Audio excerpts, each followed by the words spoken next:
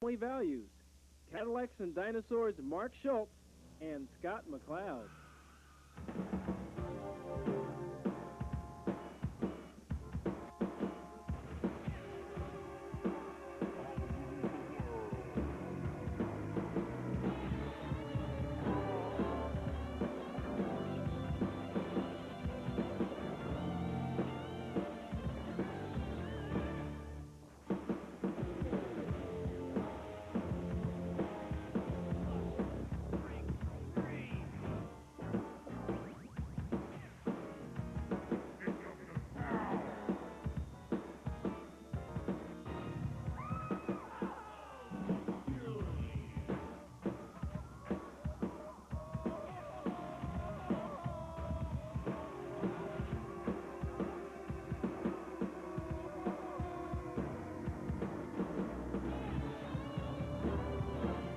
Welcome to the Comic Book Show, the biggest TV show about comics. Your central authority for Batman, Bodacious Babes, and Bongo Comics. They wanted me to change that part. Welcome to the show. I'm your host, Tony. And I'm Nikki. And this is show number 10.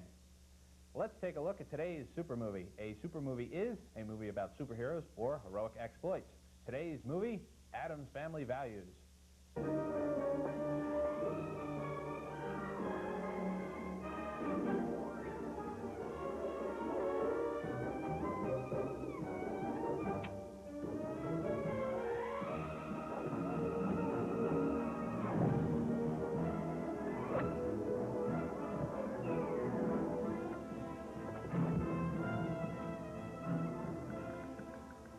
Well, technically this movie isn't really about superheroes, but it is about a creepy family, and it's based after the television series. I'm getting really sick of these movies based after television series. Isn't there anybody out there with some more ideas? I mean, I got better ideas than this.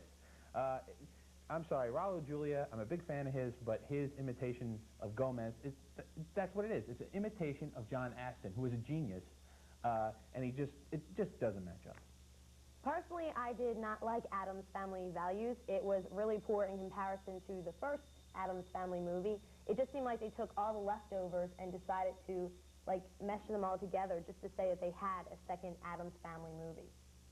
Yeah, and when you watch this movie, you'll notice that, look at the house. It's empty. What happened to all the junk? What happened to the stuffed bear and the fish with the foot hanging out and the plants and all the junk that were in the background in the original TV series? These guys spend millions of dollars on movies. Can't they even get some props?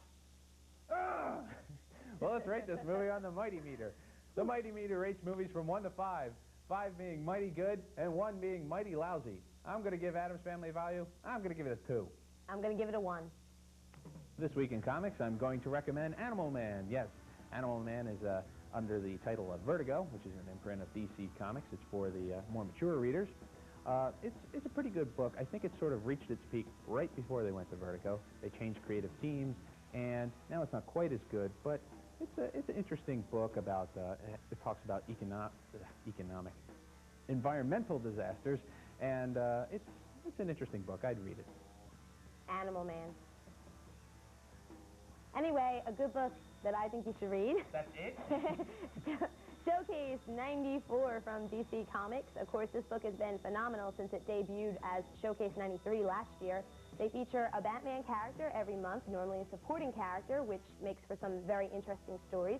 And you definitely have to check out the latest one they did with Nightwing. It's one of the best Nightwing stories to date. Showcase is pretty good. It's a good comic to read if you're really not into the DC universe, because it has 3 or 4 different stories with different characters, and if you don't like one, you'll probably like one of the others. I also want to recommend this week Justice League Task Force number 8, which came out. It's a pretty good book. I wouldn't call this the best DC has to offer, but it is improvement on the Justice League, and if you're a fan of the Justice League and you're sick of what they've been doing and it's gotten too funny and you want a little more seriousness in the team books, check it out. The only issue of JL Task Force that I actually read or paid any attention to was too busy reading more. issue number 5, which crossed over with Nightquest. So I can't say much for that book, but you should check out Eclipso, also from DC Comics. Though the art is some of the worst that comic book readers could possibly stumble across, the storylines are very, very interesting. They just got done tying up a really big one in which Eclipso was playing this big chess game with Darkseid. They got a little bit into Darkseid's origin and totally revealed Desaad's origin from beginning to end. It was really sharp. Yeah, Eclipso. Change it or kill me, Beavis. Eclipso stinks. I can't stand Eclipso. It's just an excuse to have the DC writers go ahead in the DC universe and kill all these people. Superman never stops Eclipso. They bring all these heroes against him. He kills all these normal people. Why doesn't he ever kill one of the superheroes? That's what I want to know. Don't waste your time. In case you missed it, I want to recommend the Valiant Vision Starter Kit. Yes, if you haven't seen the Valiant Vision and the Valiant Vision glasses, you really ought to pick them up. Why? Guys, this turns a regular Valiant comic into a 3D comic. All you got to do is look for the Valiant seal on it. It says, presented in Valiant Vision, and the book was specially designed to be in 3 dimensions. It's a miraculous process. I love it. Yeah, the thing that I found interesting about it was you didn't need the glasses to read the book. That's exactly right, and that's what I always hated about 3D before, because it was always blurry and fuzzy, and you know you're going to misplace the glasses one day, right? But you can still read this comic. It looks like any other Valiant comic until you slap the glasses on, and then it becomes a whole new trip. Those 3D glasses work on any comic. Any comic with red and blue, the red will jump out, and the blue will go back. Even if you look at the wonderful comic book set, you will see reds and things will happen. It's wonderful. The whole Valiant Vision kit is a really great idea. I think it's one of the coolest things, one of the best gimmicks. It's not even a gimmick. It's great to be introduced into the comic book industry compared to like foil covers and junk like that. In case you missed it, also try to hunt down the Batman Adventures trade paperback. Of course, these are the comic books from DC based on the Batman animated series.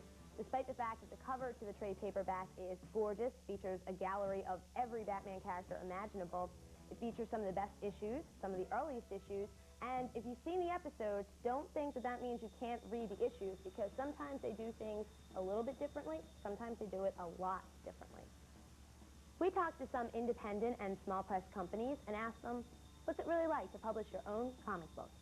When you say independence, this is for some of the civilians out there. Why don't you explain to the folks what an independent publisher, the term, what's it mean? Okay. Well, traditionally, the comic book industry was ruled by 2 giants, Marvel Comics and DC National Comics, who made a fortune over 5 decades of publishing, selling comic books on the newsstand venues, meaning drugstores, newsstands, grocery stores, everywhere else. When the independent market, comic book shops, specialty shops, opened in 1982, new publishers came into the breach, one of which was AC Comics. We were one of the first 4 initial independents. We're still around. The comics, like any industry, benefits from competition. One of the disadvantages Marvel has had over the last few years is that they've had no significant challenge to their position as #1.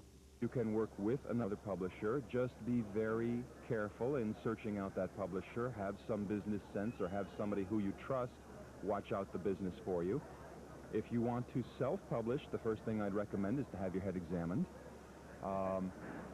Especially now. It's a very, very, very competitive market out there. There used to be, 30 or 40 comics every month. Now there's literally between 500 and 1,000 comic books coming out every single month. It's a jungle. I think the market is very tight right now for independent publishers. It's really broken into Marvel, DC, Image, and we on a sort of a top echelon, and then Dark Horse and Malibu and the next echelon, and then it's sort of everybody else. And I think this is probably the worst time in the history of comics to be a new publisher. It's got to be tough with all the product that's out there on the market, and I don't know, sort of the upcoming bust of the speculation market. For a creator-owned company, we operate completely differently than any other publisher that, well, actually, than Marvel or DC. We make all the decisions in-house. We don't have any stockholders to report to, or as well as, when it comes to any decisions that we want to do with our characters, it's something we can go ahead and decide on and make right away. Actually, the creator-owner has the right to do that. Especially when I first started, there was very little financial reward. But the headaches in publishing just weren't that big either. I had to come out with a book when I said I would, and I had to make sure the book got printed, and I had to make sure it got shipped to the stores. Get a good lawyer, get a good art and entertainment lawyer. There's so much talk about, creator-owned comics these days. Most comics, even in the independents, aren't creator-owned. It's a scam. They say, well, you'll get to keep your copyright, and then they walk off with your trademark, and you just lost your book. The financial backing. Someone who's willing to support you and give you a little bit of time to get your name out and do what you say you can do and not cut your ankles out from under you. Only start in the business if you have to do it. I mean, and what I mean by that is you have to crave it. You have to just love it. You have to want it in your bones, and that's the only reason you should be in it. Consistency makes a difference. Do not give up. You know, it takes time, it takes a lot of learning, it takes some trial and error, but that would be what I would say, consistency, stick with it. You can do a creator-owned book, you know, that's great. Do the best you can, but keep your promises. I would say follow your own vision. Don't imitate. Really feed your head, you know. Look around. Don't just look at comics. Read books. Read novels. Go to museums. Check out paintings, Renaissance paintings, you know. Check out Titian. Definitely. That's what you got to do. I don't really have any special advice because it's just a matter of patience, and everybody that I know that got into the industry never really intended to get into the industry. They kind of lucked into it. And so I guess luck is the factor when it comes to the comic book industry.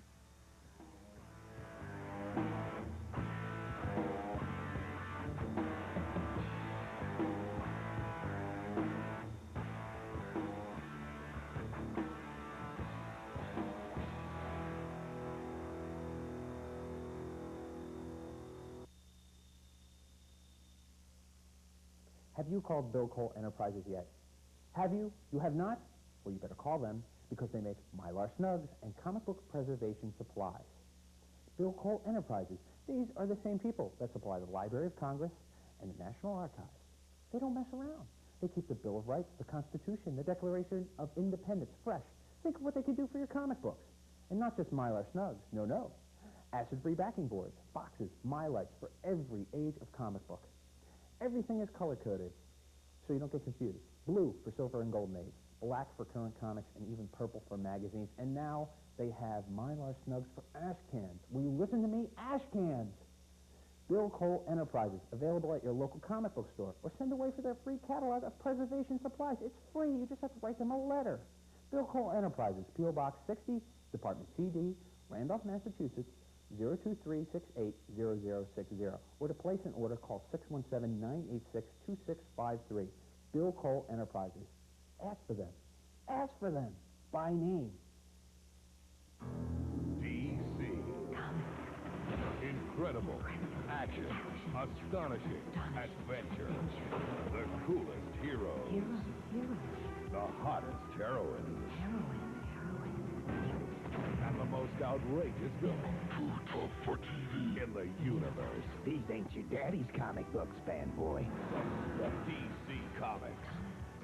Available at Marple Comics in Princeton and New Brunswick. Now we're back to the comic book show. This week in industry news, fans of the ever-popular Street Fighter II video game may be upset to discover that due to complications, Capcom, the makers of Street Fighter II, are canceling their deal with Malibu for the Street Fighter II comic book.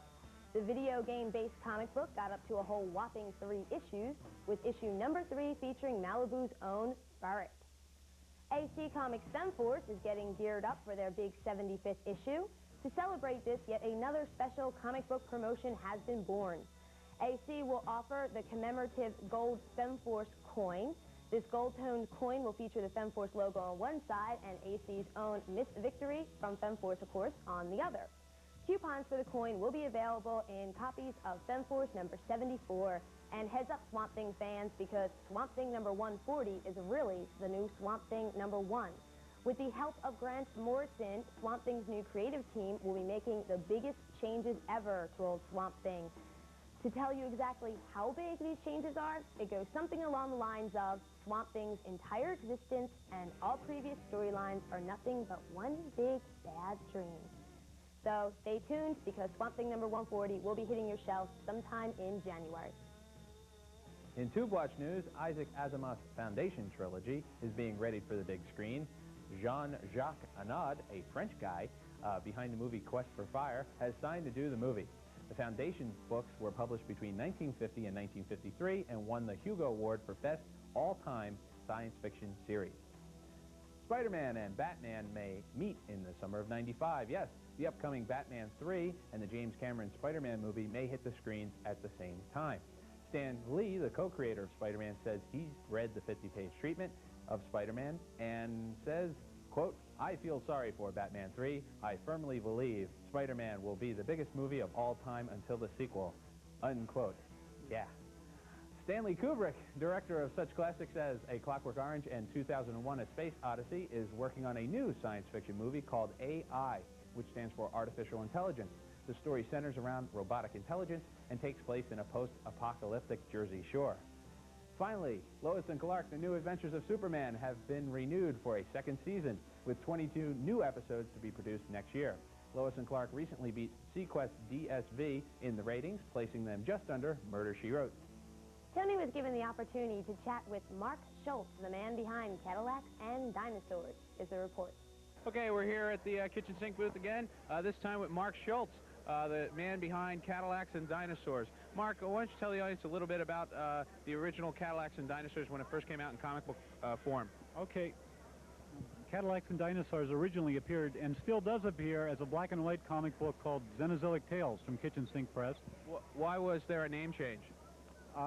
Because Xenozoic Tales is hard for people to remember. It's not a commonly used word. It's a manufactured word. Cadillacs and Dinosaurs has a lot more recognition, a lot more. People remember it much easier. It's catchy. It's got a catch to it. It's got a, you know, people pick up on it and they remember it. And what's the basic philosophy behind the comic about, what year does it take place? It takes place in the 26th century, about 650 years from now.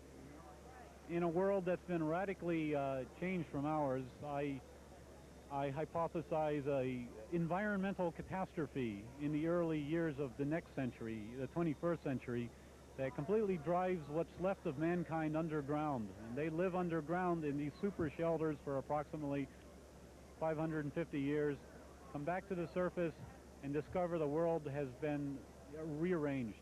There are now all sorts of prehistoric beasts and prehistoric landscapes have returned into this weird eclectic meld of different times, and mankind is, the most important element of the stories is that mankind is no longer top dog in this world.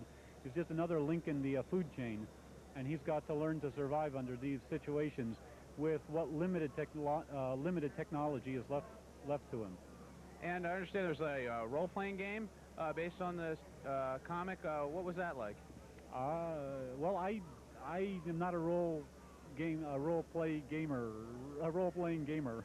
I don't know how they're played. Is the game still for sale? Yeah, GDW is coming out. As a matter of fact, GDW is coming out with a new edition, I believe, an updated edition, in conjunction with the show and the toys being released.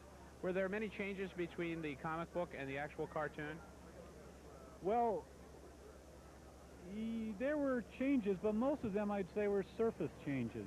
I was very pleased to see that the animators, the script writers and the animators kept the core concepts intact.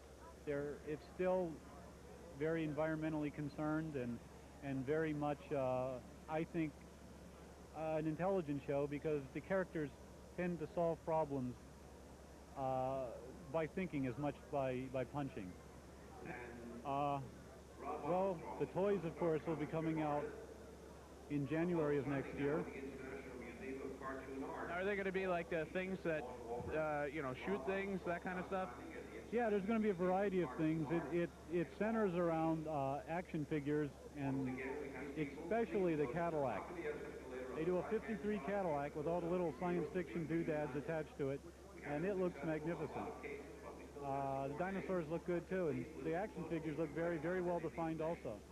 Well, thanks for talking with us, Mark. Tony interviewed Scott McCloud, the man behind Understanding Comics, and here's what he had to say. Okay, we're here at the kitchen sink booth with Scott McCloud, the author, writer, artist for Understanding Comics. Scott, why don't you tell us a little bit about the book? Sure. Understanding Comics is a book that I wrote over the last couple of years that was based on about 7 years of research into how comics worked. And it's not so much a how-to book, it's a lot about what happens sort of in between the panels, like as I used to say.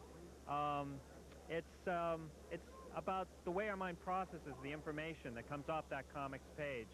A lot of people have said it's not so much how to make comics, as it's how to read comics. It's been a long day, sorry. That's okay. In the books, it says, witness a history over 3,000 years old. What was the comic you found that was 3,000 years old? Well, actually, the oldest comic I found so far, and I'm pretty sure it's probably older than that, is an Egyptian wall painting from 2000 BC, which features a whole series of events done. It's sort of zigzag pattern. It's not a traditional comics form, but it shows events in sequence using pictures to tell a story just exactly the way we do now, just like the latest issue of Batman, one picture after another with words to tell a story.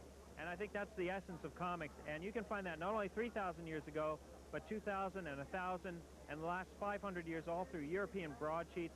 Comics has been with us all along. It isn't just a 20th century invention. So the Yellow Kid's really not the first?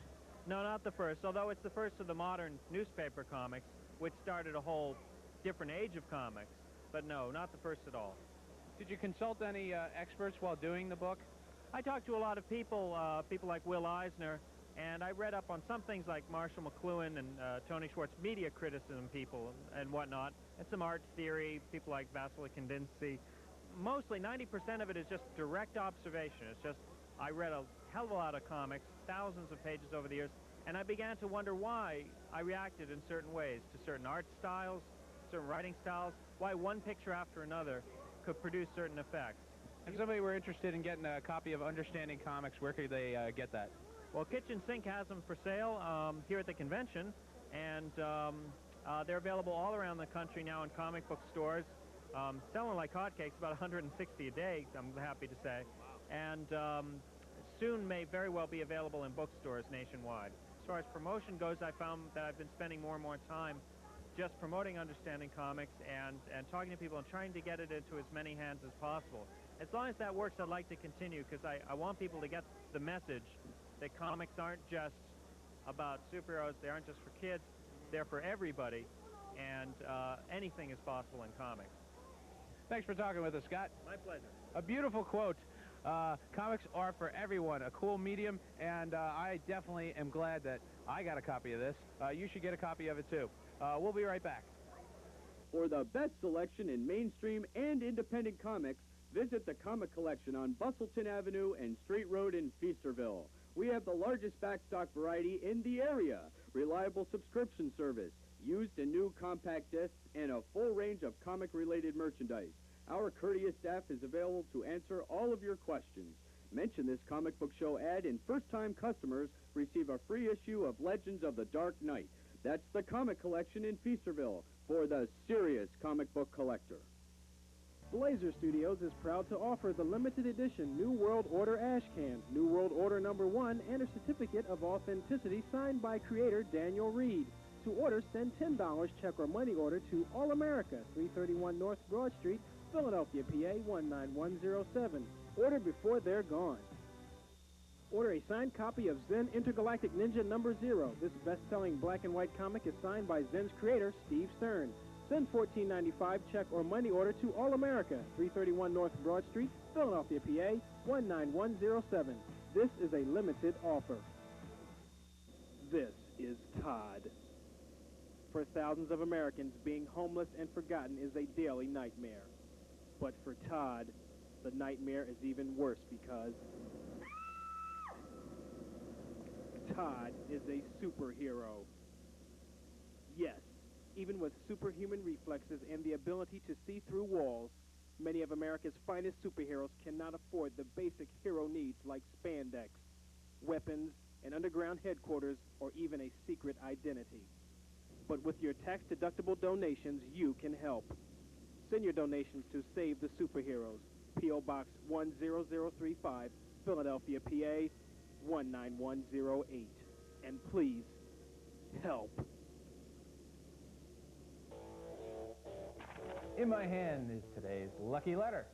Dear TCBS, I have been hearing rumors of a Spawn cartoon coming out in a short time. Is this just a rumor? If not, when will it be out? Signed, Michael Acree, age 13. Well, Michael, why ask us? Let's ask the man himself. Todd McFarlane. Here's a clip from his interview.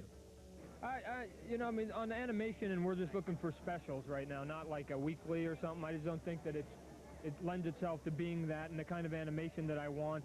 Plus, the character's a little bit dark and gritty. I mean, it would never go on. We're talking with, you know, the cable stations that you can get away with a little bit of a darker edge on it, you know, where I don't think it lends itself to Saturday morning cartoon.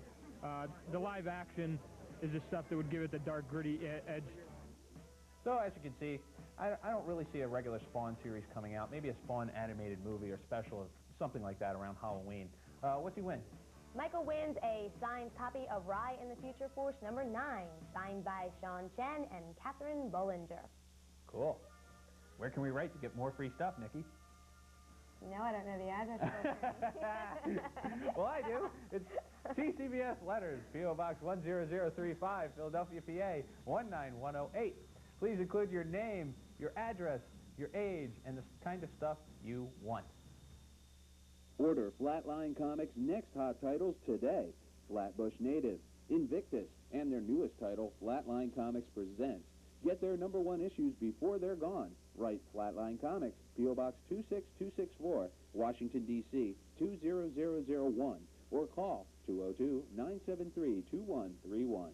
Flatline Comics. For the best selection in mainstream and independent comics, visit the Comic Collection on Bustleton Avenue and Street Road in Feasterville. We have the largest backstock variety in the area, reliable subscription service, used and new compact discs, and a full range of comic-related merchandise. Our courteous staff is available to answer all of your questions. Mention this comic book show ad, and first-time customers receive a free issue of Legends of the Dark Knight. That's the Comic Collection in Feasterville for the serious comic book collector. Now it's time for Celebrity Corner. We're here with Marilyn Monroe. Marilyn, what kind of comics did you used to buy when you were a kid, and what kind of comics do you collect? Well, actually, I didn't. Well, who would be, like, your favorite superhero? Oh, Fantastic Man I like. Funtastic. And I like the Maniac and Dark Shadows and, oh, I don't know. And who are they published by? I don't know anything about comics. I only know everything about me. Ah. Of course, you know, I have a new card coming out. And who's putting out the new card? Sports Time. Ah, you knew that. Yeah, which is the parent company to Revolutionary Comics, who you might have heard about. And that's it this week for the Comic Book Show. Tune in next week. We're going to have... What are we having? Well, we're going to be reviewing Botsmaster. And we're going to have some more interviews and all kinds of stuff. Usual news, and, you know, we're just getting better and better at this. Every week, the show just gets better and better. I love it. See you next week. Bye. Bill Cole Enterprises is the exclusive supplier of comic book preservation supplies to the Comic Book Show. Ask for their products by name. And remember, when you go to your local comic store, say you saw it on the Comic Book Show.